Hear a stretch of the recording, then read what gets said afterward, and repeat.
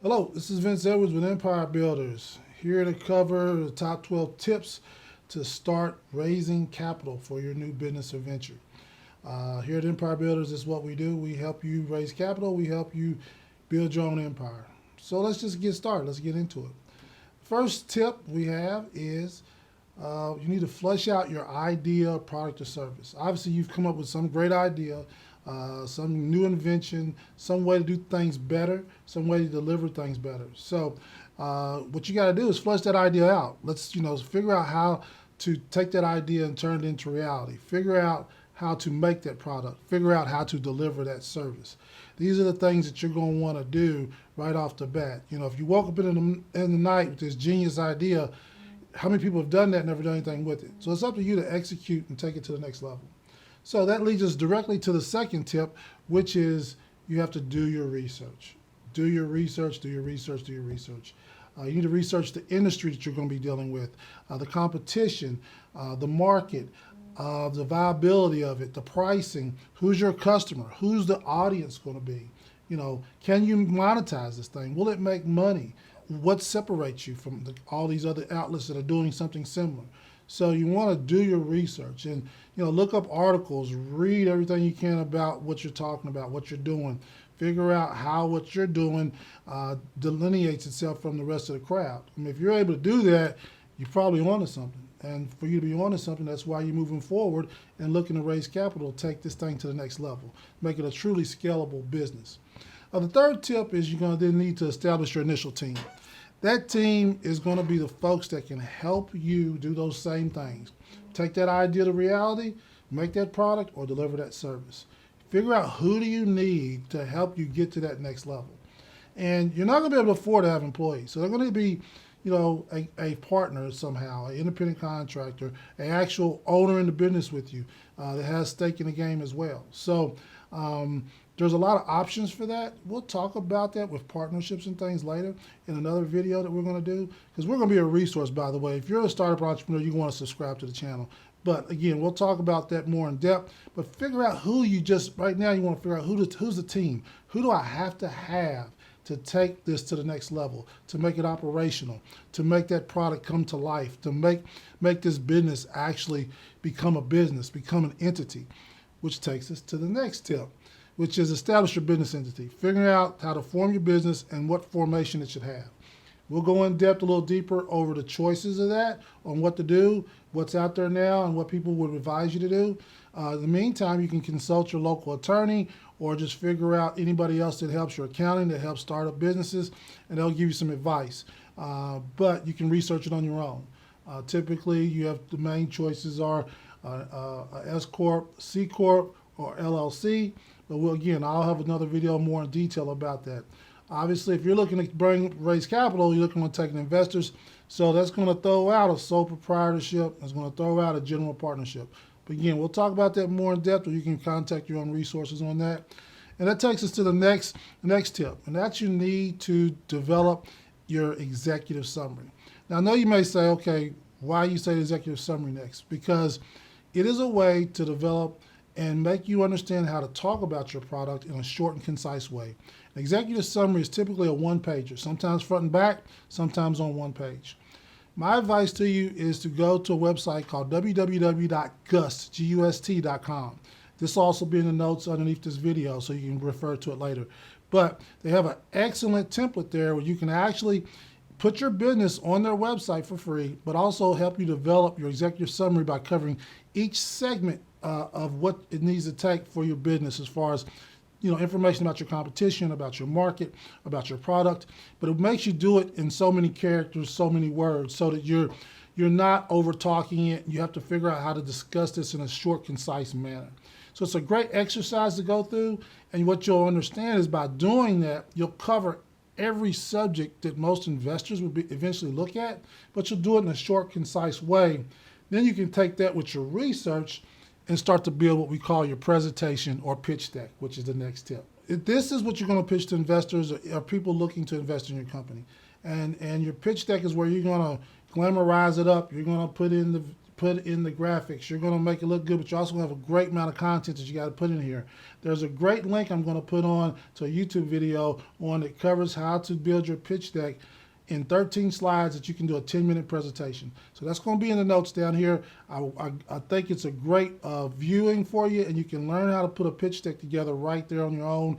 Real simple. It's modern, up to date with what investors are looking for now.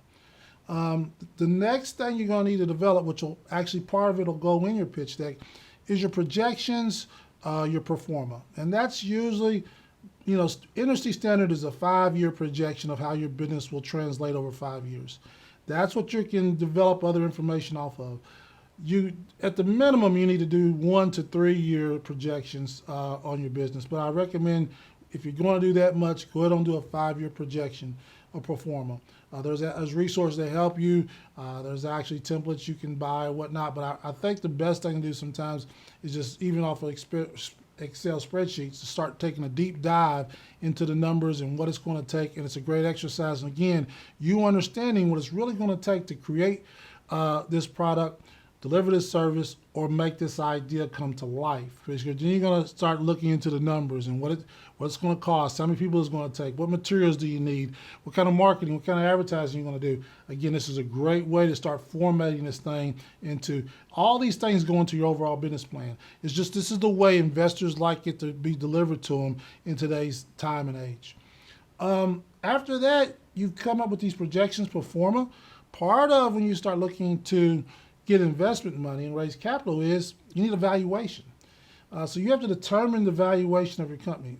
I will cover that. There's different formulas that the industry uses, but you can deal with different resources out there and do some research. But basically, you need to figure out what you want to offer for capital. Sometimes when you're a beginner, it's hard to understand even basing an evaluation off of the projections of pro forma.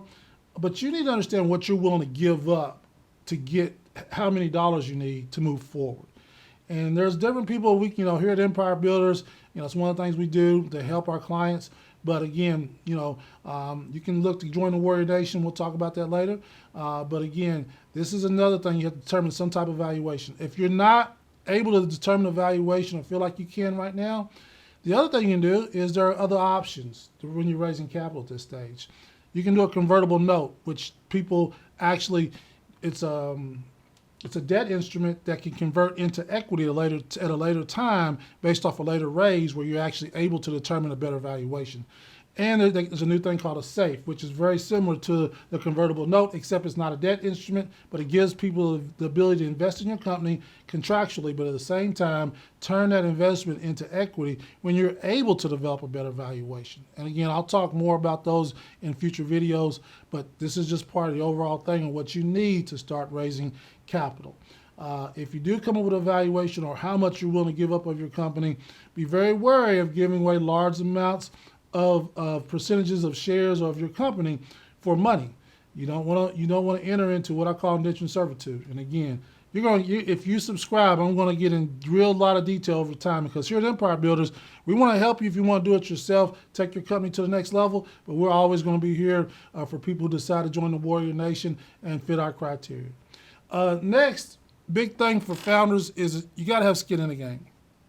There's not an investor out there that's really looking to fund you if you're not willing to help fund yourself. So you've got to invest not only your time, effort, sweat effort, but you need to invest some kind of monetary value to bring to the source. So they want to see that you've done as much as you can on your own before you start seeking investments. If you show up with one sheet of paper and say, "Here's my idea, I need $10 million to get started," people are going to kind of look at you and laugh. Those things don't happen these days. So you've got to get to a certain point. And a lot of the stuff we're talking about to get you ready to raise capital is things you can do on your own or pay somebody for a little bit of assistance. But, they expect you to have skin in the game. They expect you to put your money down, put your money where your mouth is. They expect you to carry this thing to a certain level. So investors are going to look for you to be fully dedicated to this. Now they understand if you're doing it on the side because you have a family, you have rent, you have mortgages, you have car payments, and you can't have a job. And there comes another time when you figure out when you need to quit your day job. But It's not right now, and they want to make sure you're investing in this, and you're going to be 100% invested in this as far as your passion and your energy if they're going to put money behind the project. Saying all that, they do expect you, the next tip is not to expect the salary. Guys, a lot of people decide, to start their own business, but they're really looking to figure out how to find a vehicle so they can draw a salary. That doesn't work with investors. There's different ways you can still, use investment money to cover your expenses, but they're not looking for you to get lazy and sit there and want to draw, a six-figure salary off of their money as you sort of kind of get this business going. They're going to want you to be a little more hungry, put a little more into the game. This is a half and half thing. My advice is don't expect a salary. Doesn't mean every investor will require that, but go into it knowing a lot of investors look down on you wanting to draw a salary too quick in the process of this. Doesn't mean you can't make money and get money for your expenses or get paid in other ways from commissions or other things, but giving a big salary on a startup is kind of a no-no for a lot of investors. The next thing is they always expect that you've tried to do a founder or angel round, and that's really friends and family as well as your own capital, and really tapping your own network to see who would believe in you. They're looking for somebody else to have said, hey, I believe in this guy. I believe in this idea. And the bigger investors are kind of looking for someone to take the lead. That means someone, believed in you before they came into the gate. There are some angel outfits and other groups that will invest in you with no one else having invested in you, and they like that. But, it's kind of good that you've tapped and got questions answered from friends and family and your network so that you can get a good vibe as far as what questions do they have? What were you able to tighten down on your pitch deck? What things were you able to figure out, maybe you hadn't thought of? And that's great by presenting to friends, family, co-workers, your general network. And by the way, if you're a younger entrepreneur starting a company, let me give you a little tip. The best investor out there that probably will drop down money real quickly, grandma and grandpa. Yeah, Nana and Papa have invested in more companies than you will ever imagine. All right, so the next phase is the last tip number 12 here, and I'll tell you, and that's to start local. After friends, family, you want to start local. Almost every city out there has a chamber of commerce. They have resources. A lot of them are free. They have score programs, different ones of people to help you get to investors, but also pitch local angel groups as well as local, hopefully high net worth individuals or people who do investing in your community. The reason why I say start local, again, it's people who may know of you, that may have a greater interest in investing in you and want to come in, for a lower amount of money at a time when you're still growing to help you out. So start local. A lot of people, if they get turned down once or twice, they want to go national, and it costs a lot of money to travel to get these investor conferences and get them in front of VCs and bigger groups, angel groups. Start local where your expenses are a lot lower so you can see if you can get some seed money to get moving to reach those regional and national investors later.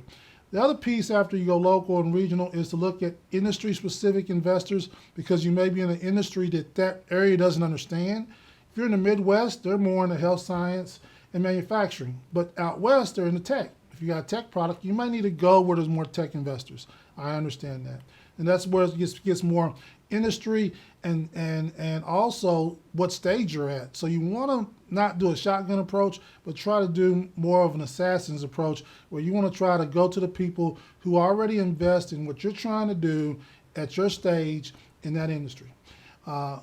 These are all things that we help. Everything I talked about is stuff that we do for our clients and empire builders. We help our clients build their empires one day at a time. So if you're interested, come join the Warrior Nation, or at least you can let us know so we can look at bringing you into the Warrior Nation.